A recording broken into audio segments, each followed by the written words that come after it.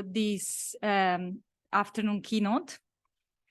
She's a researcher and an activist who has collaborated with indigenous and community communication organizations and collectives for almost 2 decades. Her research focuses on indigenous and community communication, communication for social change, social movements, and social digital networks.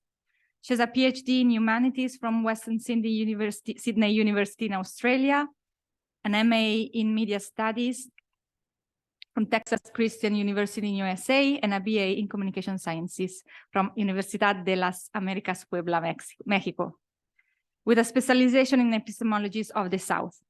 She works in the departments of humanities at the Universidad Iberoamericana Puebla, where she teaches in the master's programs in communication and social change. She is co-editor of the book series Media and Communication Activism, The Empowerment Practices of Social Movements by Routledge. She's coordinator of the thematic group on communication for social change of the Latin American Association of Communication Researchers, member of the Community Communication and Alternative Media section of IMCR, and founding member of the University Network of Graduate Studies in Communication Development and Social Change. And without further ado, I invite her.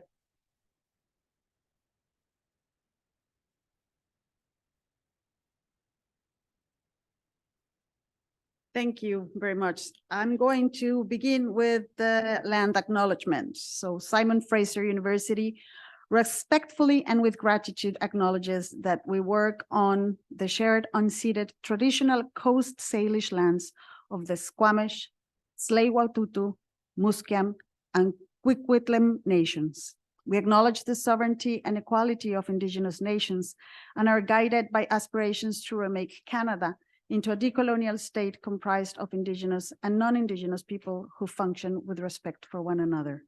And although that was Isabella's work, I asked to do it. It's my honor to do the land acknowledgement. And I also want to thank Julian McDougall and Karen Fowler-Watt, of course, Isabella at Bournemouth, and Stuart Points and Lila Cameron at Simon Fraser University for this honor to share with you some of the work that I do. And if I use this, it will.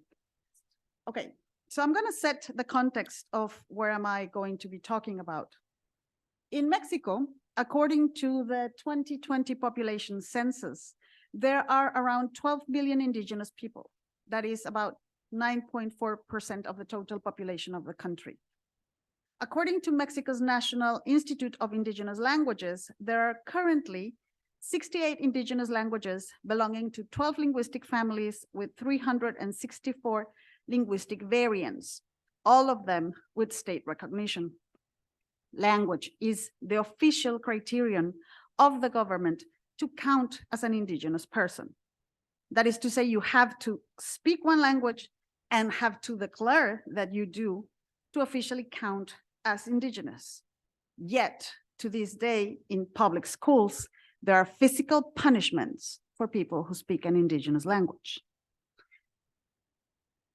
So according to the linguistic criteria, 75% of the population that speaks an indigenous language is concentrated in 8 states, out of which Guerrero, Oaxaca, Chiapas, and Yucatan have the half of the population that speak an indigenous language in the country. But what happens with the numbers of indigenous peoples if we move beyond the linguistic criteria? Well, there is an expanded questionnaire for the population and housing census. And in this instrument, people are asked if, according to their culture, they self-ascribe as indigenous. Based on this answer, in the same census of 2020, the number of indigenous population doubles to 23.2 million people. This shows that defining who is indigenous is problematic in Mexico. And not only that, the word itself is problematic.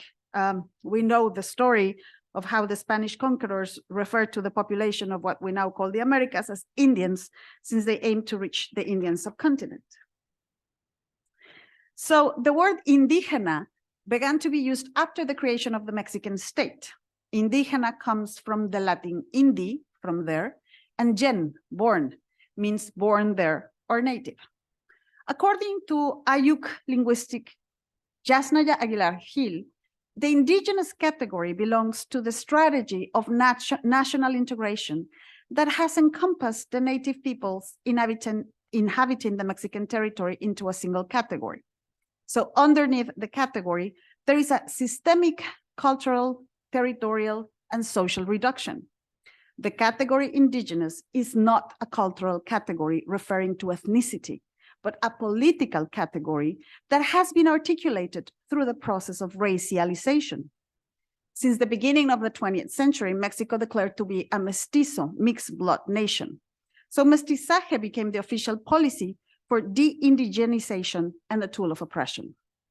Today, we use the word indígena, indigenous, interchangeably to refer to more than 68 nations that coexist in the Mexican territory.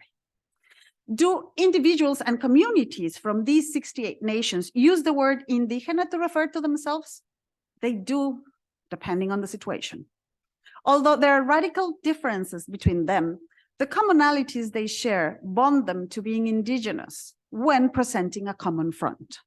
In the relations with the Mexican state, in relating with a wider regional, continental, or global indigenous movement, or when working together, for example, in media initiatives.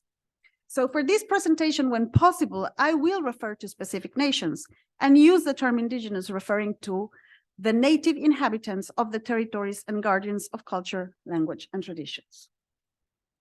And I want to bring your attention to the southern state of Oaxaca, which is the state with the greatest ethnic, cultural, linguistic, and natural diversity and the highest number of indigenous peoples. It has 16 indigenous nations that inhabit in the state of Oaxaca. And in 2020, 43% of the population of the state was considered indigenous, and 4.6 was Afro-descendant. And this is where I have done most of my work.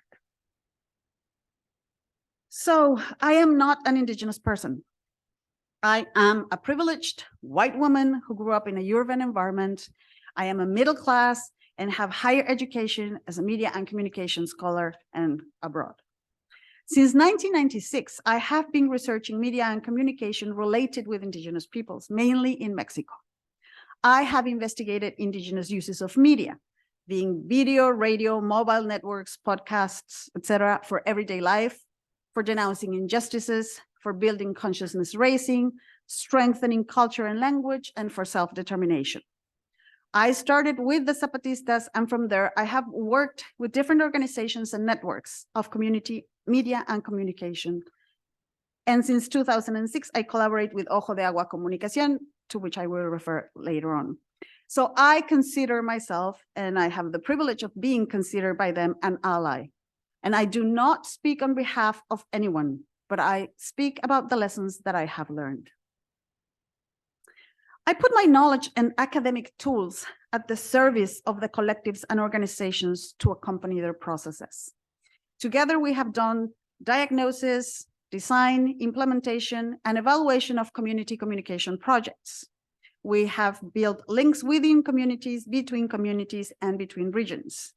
We have worked on radio, video, community mobile phone, community intranets, theater, murals, soundscapes, film and video shows, song festivals, farms, seminars, workshops, meetings, dance, rituals, whatever. Long list. Throughout the many years, I have accompanied and researched communication and media projects of indigenous peoples. I have realized that there is a shared matrix of knowledge based on their lived experiences. As the Tzeltal, Tzotzil, and Zoque Zapatistas declared on January 1st, 1994, when they began their armed rebellion against the Mexican state, indigenous peoples in contemporary Mexico are the product of 500 years of many struggles. According to the National Indigenous Council, the different indigenous nations carry in their blood, flesh, and skin the history, hope, wisdom, culture, languages, and identities of their ancestors. They too carry the violence, domination, and dispossession that have led to diverse ways of resistance, seeking their autonomy, as well as education, security, justice, spirituality, self-autonomy. For Zapotec intellectual Jaime Martinez Luna, The consequences of colonization not only translated into the occupation of territories through the extermination of entire cultures and peoples, but also in the erasure that the invaders made of ways of thinking. Churches supplanted cosmogonies, alphabet substituted concepts and life. Spanish replaced a wide variety of languages. Western hegemony was imposed, and with it, the formation of a nation that championed the capitalist model. Indigenous women also have reflected on the long time of history and its interconnected ways of domination from a colonial, capitalist, and patriarchal matrix that has put them into a place of inferiority in which they suffer many forms of violence, physical, psychological, economic, but also communal and structural. So Indigenous women are speaking for themselves according to their experiences.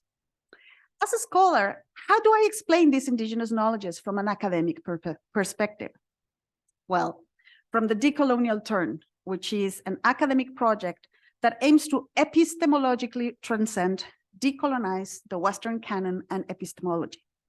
The argument is that there is no single epistemic tradition from which to arrive at truth or universality. And from this decolonial turn, I draw from these terms. The coloniality of power, which is the interrelation of modern forms of exploitation and domination based on hierarchies built on the notion of race. The coloniality of knowledge, the role of epistemology and knowledge production in reproducing colonial thought regimes leading towards epistemicide. The coloniality of being, the lived dehumanizing experience of colonization and its impact on language as a mechanism where knowledge is inscribed, or the coloniality of gender, the gender binarism that is not paying attention to the intersection of race, class, gender, and sexuality, preventing the comprehension of the systemic violence inflicted upon racialized women. How do these regimes of coloniality relate to the field of media and communication? Through the notion of coloniality of representations. Peoples that have been dominated have been prevented from objectifying concepts, images, symbols, subjective visual and plastic experiences, and been forced to incorporate dominant patterns. They have to give meaning to new alien symbols and images, transform them to include their own in alien origin images, rituals, and patterns. Their oral traditions were dismissed as literacy took over and only considered valid the written stories. Languages were demoted to dialects and prohibited or punished in favor of the colonizers. Indigenous peoples have been unable to represent in mainstream media and official discourses, so they are not able to present the word as their own, in their own terms, in their own languages, seeing it as susceptible to transformation by their means. How can we know and imagine the world if we are forced to see it from only one perspective, and that perspective is not ours? That is why, to achieve global social justice, it is imperative that we too reach global cognitive and communicative justice. How do I, as a scholar, have been able to understand Indigenous communication? While Indigenous communication is a key aspect of the ongoing struggles for self-determination and autonomy, and the ways Indigenous peoples understand and use communication embodies ancestral knowledge as well as technological appropriations. Communication is the main vehicle for self-representation, which is materialized in various practices, media, and messages that circulate within communities, between villages, or toward the non-Indigenous population. Communication attests to the capacity of Indigenous peoples to produce new knowledge and different culturally grounded responses to diverse times and historic contradictions, because Indigenous communication is in constant change. It is transformed as Indigenous people are in times of resistance, recovery, autonomy, organization, and sharing. Indigenous communication comprises diverse strategies for communicating, meeting, resisting, and building, adjusting to the context and the manifold aggressions suffered because of the ongoing coloniality. Indigenous peoples refer to and use communication to serve several purposes. It reproduces worldviews deeply rooted in identity, territoriality, languages, spirituality, autonomy, and sovereignty. So it is a cosmogony. And sorry, this is in Spanish on purpose. Everything else is in English for you, but this is in Spanish on purpose. So at the very basis is the cosmogony, you know, the whole worldview, which is a form of communication. It is then also a mechanism to examine as a community their cultural practices in conscious ways, to comment on them and improve them. So communication is a tool for community self-reflexivity. It is a political strategy to make their demands known, build alliances, and reproduce life. It is a basic right they exercise. And it is a set of practices and processes to produce and circulate media products that self-represent them and represent the world from their perspective. How do Indigenous men and women refer to their practice of communication? Well, they say that communication is part of a life project. They communicate to live, defend life, and celebrate it in all senses and from all platforms.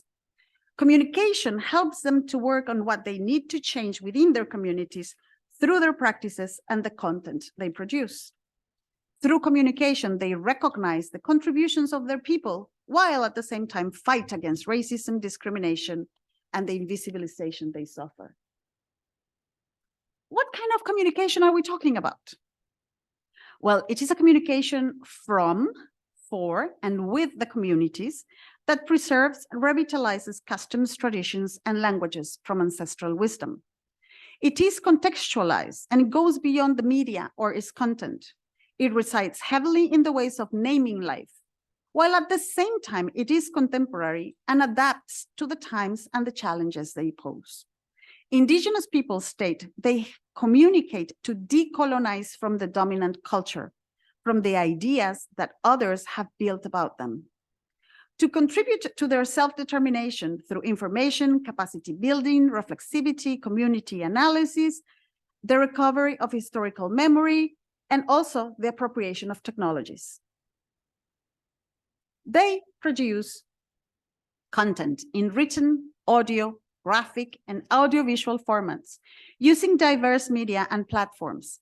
They also have appropriated and developed their own technologies. For example, the Indigenous Mobile Community Network, which created a whole network using their own software in their own languages.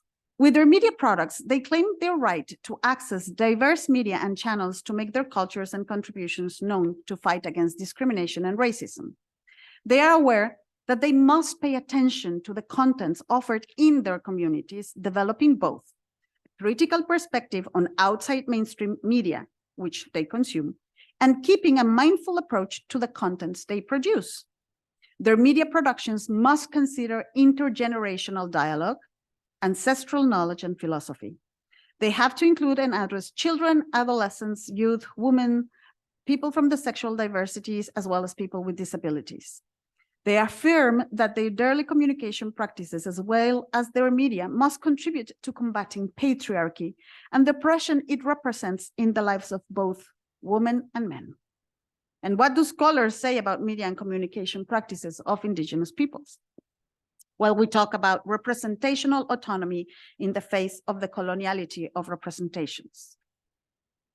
Indigenous self-representation is central to broader struggles for self-determination and autonomy. Indigenous peoples are not victims, nor are they ignorant, lazy, or violent.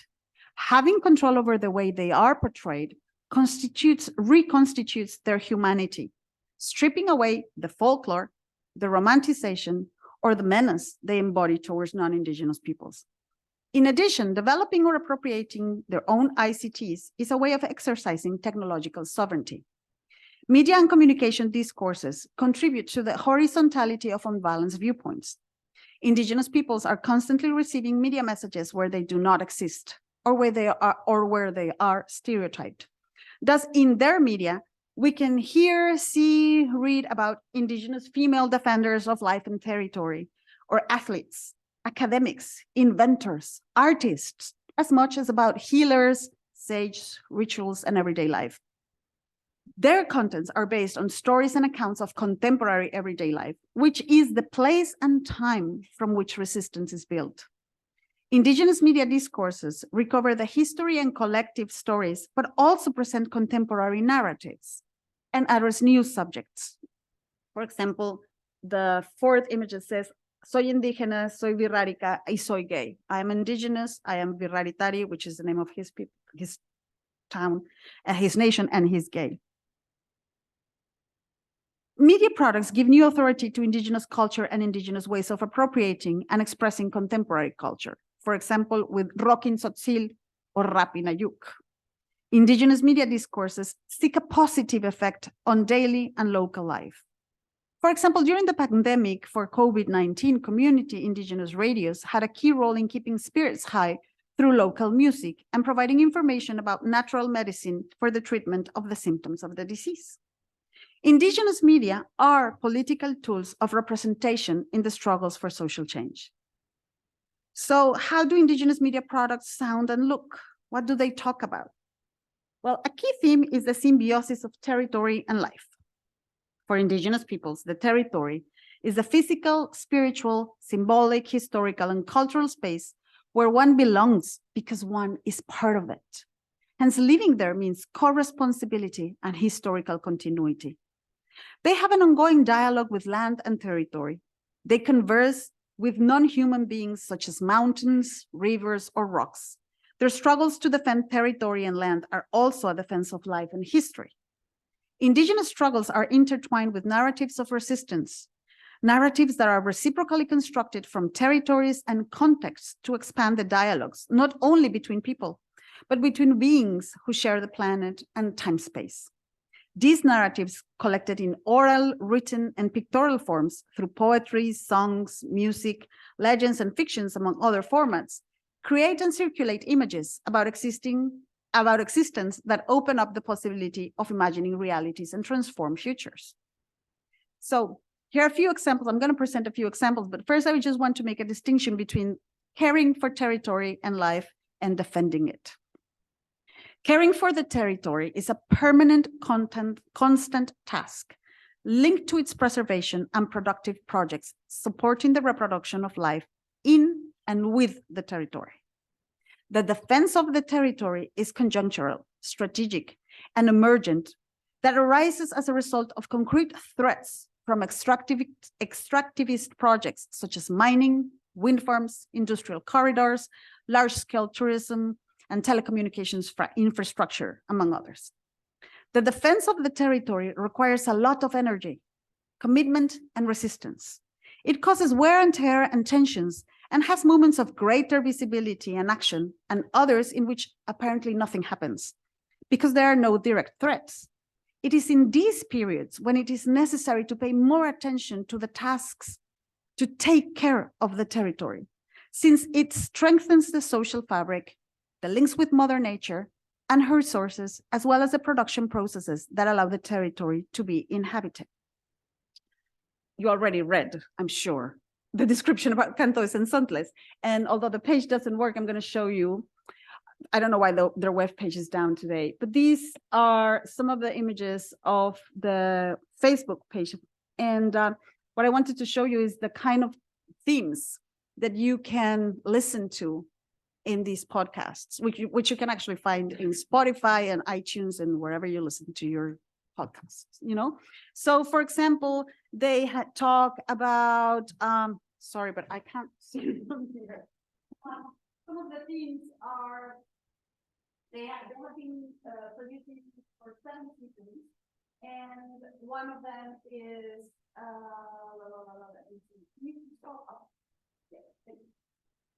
a program about the dances, traditional dances, or a program about indigenous knowledges, or a program about defending land against mining, or interviews with defenders of the territory.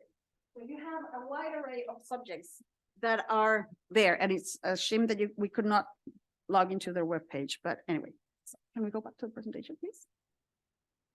So we're gonna listen to the next one. En esta ocasión iremos descubriendo cómo el canto arrulla el alma y sana a las y los bebés, y también conoceremos algunos conocimientos ancestrales para poder curar enfermedades y se mantengan vivas las formas de curación tradicional. Yo soy Ignacio Contreras. Y yo, Gabriela Vázquez, que desde Radio Tzinaca, enclavada en la Sierra Nororiental de Puebla, daremos hilo a las experiencias y saberes que otras radios hermanas nos han compartido sobre las formas tradicionales de curar a recién nacidos. Nikakuin tamextahpaloa y camiac paquilis, tipewa intalnamiquilis, canto de sensontles, tamecholewa, shimokawa canto towan, wan mahtikishmatican, yehua inchihualis, talnamiquilis, tenkipiah tohueitatahwan, keñiu tignesmachpiasque, tikpahtisque, conetitzin.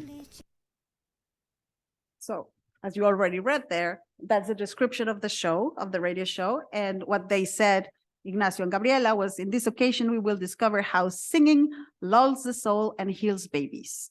We will also learn some ancestral knowledge in order to cure illnesses and to keep alive the traditional forms of healing. Ignacio Contreras and Gabriela Vázquez from Radio Sinaca, located in the northeastern highlands of Puebla, share the experiences and knowledge of other sister radio stations about the traditional ways of healing newborns. So here we have the cosmogony, singing for healing.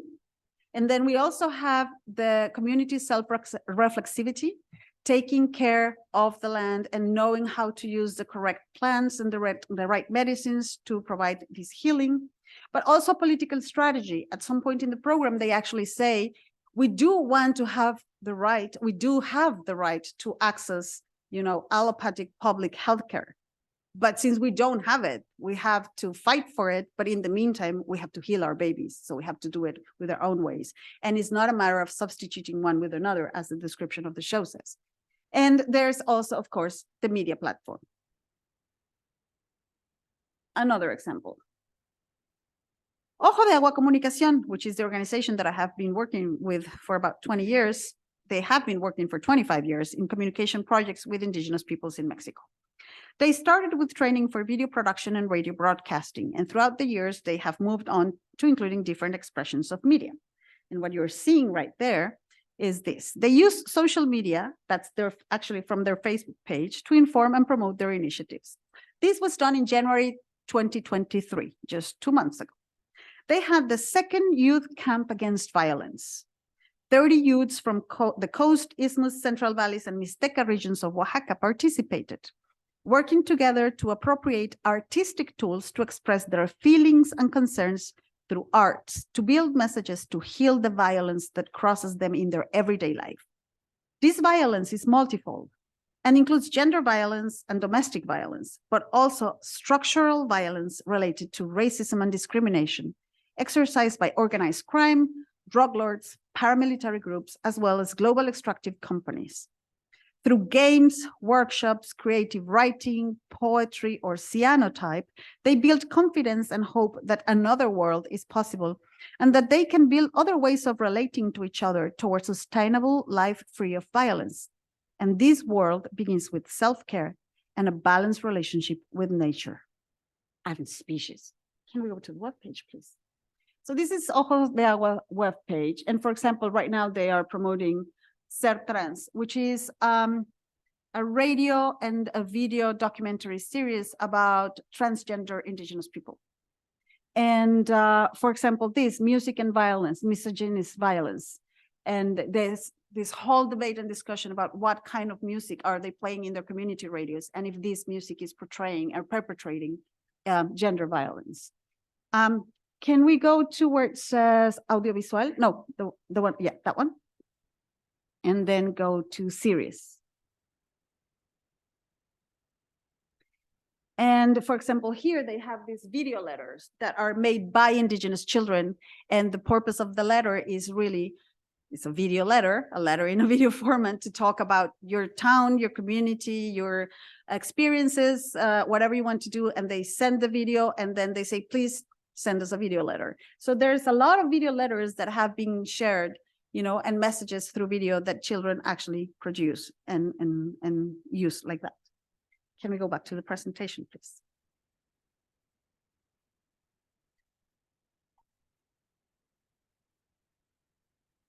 Okay. So another example that addresses both the defense and caring for life and territory is the experience of gender training for female communicators of 9 indigenous communities of Oaxaca, which is this beautifully presented book, which is also digital. Can we go to the book? So you're going to be scrolling through the book as I tell you about it.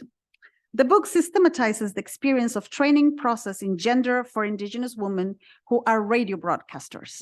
The training program was designed by Ojo de Agua Comunicación based on its own experience as a communication and media collective and on their experience working in different indigenous communities.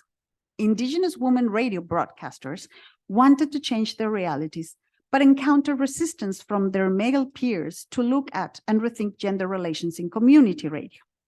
Ojo de Agua and some of them saw the importance of opening a space for gender training so they could become reference on the subject. Ojo de Agua provided the women with tools and knowledge to share with their collectives and radio stations. This led to the creation of a diploma course in gender training for female leaders and communicators that was carried out in 2018 and 19. The book gives an account of this process. It begins by presenting the role of community radio stations and the importance of training with a gender perspective for women who work in this media to promote and strengthen their empowerment. It recounts Ojo de Agua Comunicación and how they arrived at the process of training women communicators. The book explains the diploma design, the selection of the members, and the methodological proposal. It also describes each session and collects the reflections of the women participants. It includes the results of the process, the lessons learned, and the changes they faced. The training included information needs to produce notes on violence against women and their media communities, media campaigns against violence through posters, forums, debates, radio programs, recognition of the violence expressed in the music that is programmed in the community radio stations, and they also produce radio capsules, radio portraits, and a radio soap opera with 2 very successful seasons.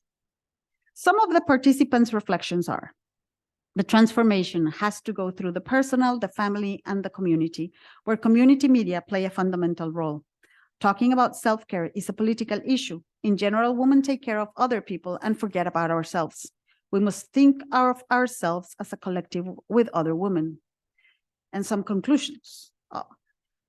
The most significant decisions and changes the women who participated in the training noticed in their lives were greater security, self-confidence, prioritizing the rest and care, putting a stop to situations of violence and expressing freely what is uncomfortable, having a better coexistence with family, with work team, with friends. And as of 2020, amidst the pandemic, Ojo de Agua began a project like this, a diploma for male reference in gender, indigenous males. Can we go to the Ojo de Agua webpage again, please? And then go up and go into our radiofonias, right there.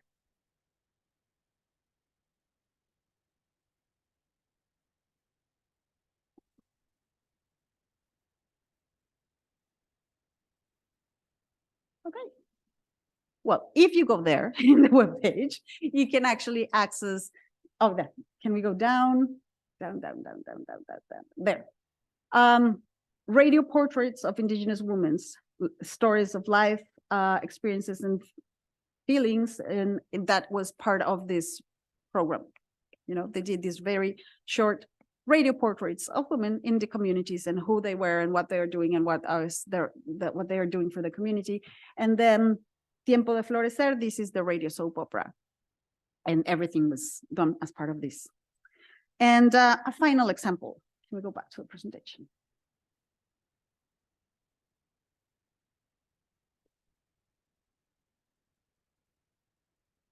No, to the presentation, to the canvas. There. So one final example. Thank you. Oaxaca is the most dangerous state for human rights defenders in Mexico. Of 141 human rights defenders murdered in Mexico last year, 34 were from Oaxaca. Servicios para una Educación Alternativa, Services for an Alternative Education, is a nonprofit organization that promotes democracy and development in Oaxaca communities, as well as justice, equality, and social participation to improve the quality of life of marginalized sectors of the Oaxacan population. Since its inception, Educa has been advising Indigenous organizations and communities in the defense of their rights as citizens, especially in Indigenous regions, promoting civic education, training Indigenous authorities, and promoting local development projects. Educa launched the microsite Alas y Raíces de los Movimientos Sociales en Oaxaca, Wings and Roots of Social Movements in Oaxaca, which is part of the campaign with the same name, to make visible communities and movements in defense of their rights in Oaxaca, their main complaints and hopes, as well as the historical structures of inequality towards them, vindicating community defense as a human right. The documentation published on this microsite also warns about aggressions against community defenders in Oaxaca and throughout Mexico. Can we go to the webpage, please? It includes the database, all their names, all their struggles, the last one. And it basically is a way of naming and making visible and not forgetting the hundreds of people, defenders of life and territory and rights, who have been murdered or executed because they were defending the right to defend their rights. And go back. In addition to monitoring territorial and social conflict in Oaxaca and the criminalization of defense work, the Alas and Raíces, can we go to the hummingbird, also contains information on the peaceful resolution of conflicts.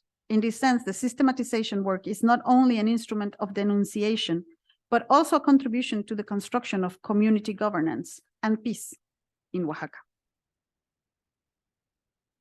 And of course, you can read all these reports. So can we go finally back to the Canvas presentation? And I swear I won't bother you anymore with that.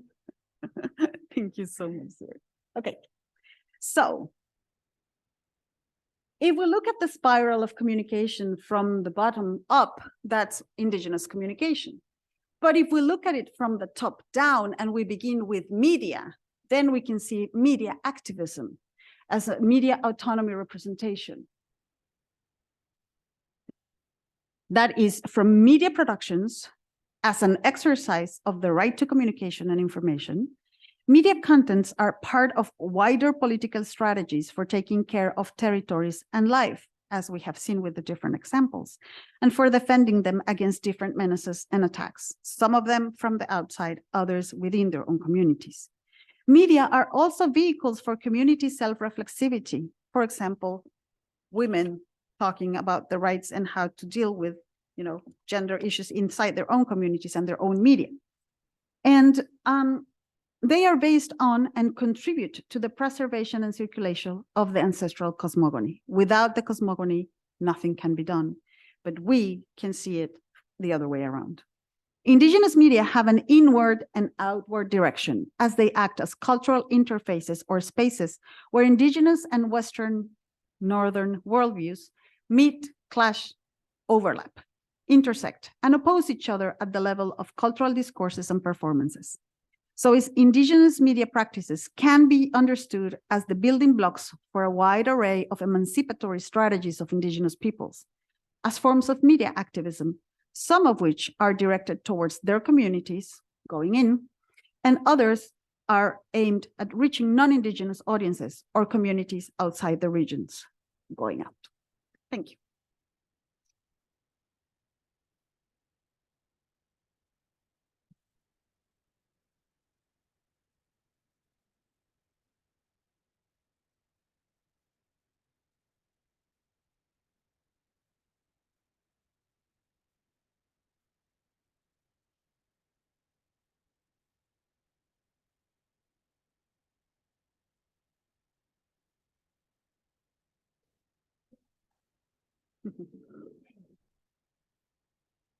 Thank you for such a wonderful presentation. So I'm curious, these projects in these communities, amongst the community members, how celebrated are they? Are they centered in their community life, or is it just a few people that are engaged in these kind of projects? How integrated are these into community life? Depending on the project. Some projects, most of the projects have the validation of the whole community, the community assembly. Ojo de Agua would not embark in any of these projects without the approval of the community as a whole. So they present to the assembly the idea, or we want to develop this, or we want to do that. The assembly discusses it, and then they say yes or no. So they can't start without that support. But then not everybody in the community participates in all the projects. So for example, the video letters with the children, of course, well, the children are very much invested in them, but they project them for everybody in the community, and they get to see them, but they don't get to participate in making them. Or the whole gender program, of course, has been much more appealing to women than men, and some men have reacted violently against them. For example, but it is a very interesting story, if I may. The radio soap opera, the radionovela, Tiempo de Florecer, is about basically feminicidio, feminicide. Is that a word in English? Yeah, okay. So the end of the first season is the final chapter is actually the feminicide of the protagonist, the female protagonist, and then the community captures the perpetrator, who's actually the husband. And that's how it stopped. And then they traveled around the communities and asked, what do you want to happen with Pedro, with the guy who killed Alicia? And it was very interesting because some people, mainly men, would say, hang him, kill him. But most women would say, no, we have to reform him. We have to teach him. And then that created a dialogue. But so the men were actually following the story, and there was a whole dialogue. And then they built a second season based on much of the information they gathered from people in the different communities to decide how to go about the characters and everything. But when they first started airing the first season of Tiempo de Florecer, males were very angry because the story was talking about rights for women and, and how you should not put up with violence or physical violence or anything. And then it wasn't generalized, but in some cases, women would say, my husband is so mad that I listened to Tiempo de Florecer that he hit me to prevent me from listening to it. So some woman, and this is, I could not invent this, honestly, a couple of women said, you know what, I'm going to listen to it and it airs later. So hit me now so I don't get there late. So I really want to listen to it. And then they listened, hiding, but then the men started to worry and they started to listen to it because they wanted to listen to what the women were listening to. But they were so caught by this drama and the fiction and the story that eventually they would never say we are listening to it, of course, but they were listening to it and of course stopped. Some of them, stopped the ones that were beating their wives or their daughters for doing it. But when the time came to debate what was going to happen with the main character, they wanted to participate. So there was this assembly or this meeting with women, with the indigenous women who produced the soap opera. And the men said, after that meeting ended, they were waiting for them outside and they thought, oh, we're going to get in trouble, of course. And they said, yes, you're in trouble. Why aren't you asking us what we want to happen with the character? Take us into account. We're also listening to the show. So they had to do it. So things like that happen, This is the most extreme case of moving from one end to the other. But generally speaking, they do have community participation and, of course, the validation of the projects. Yeah.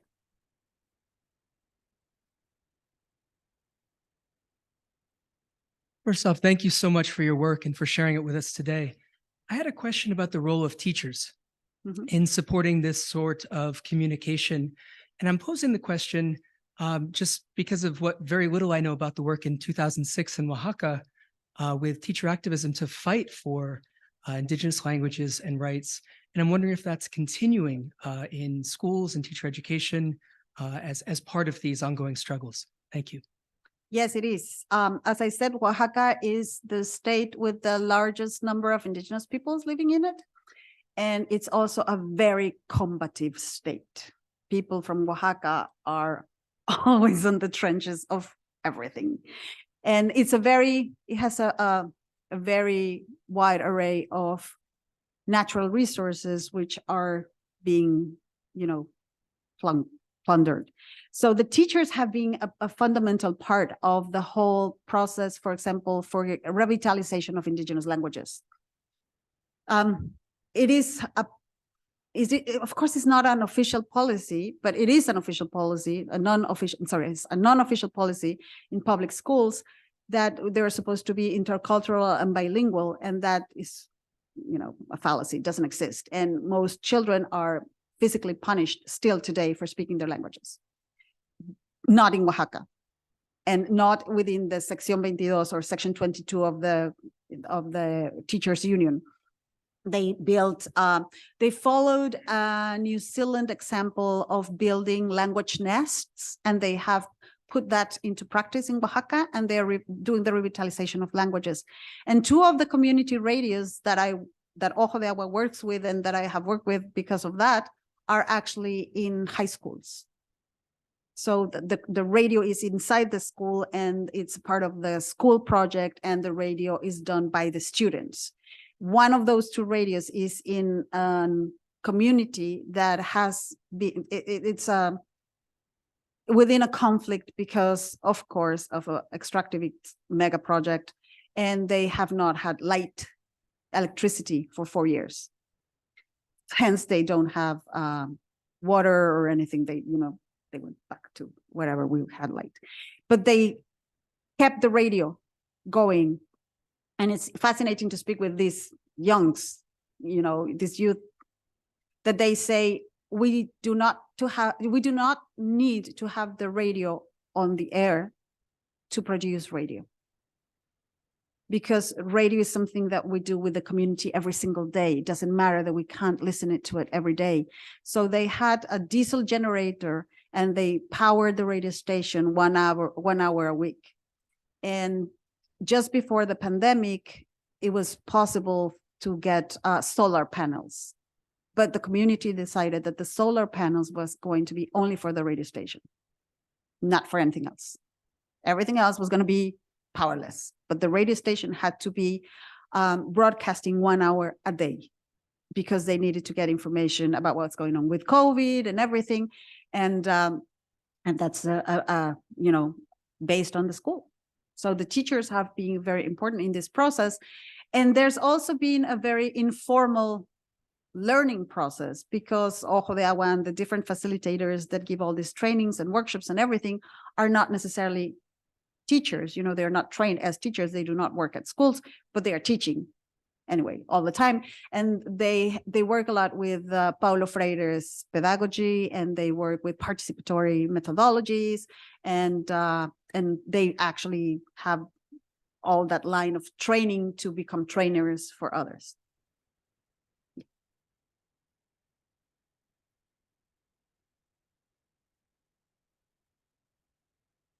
Gracias, Claudia.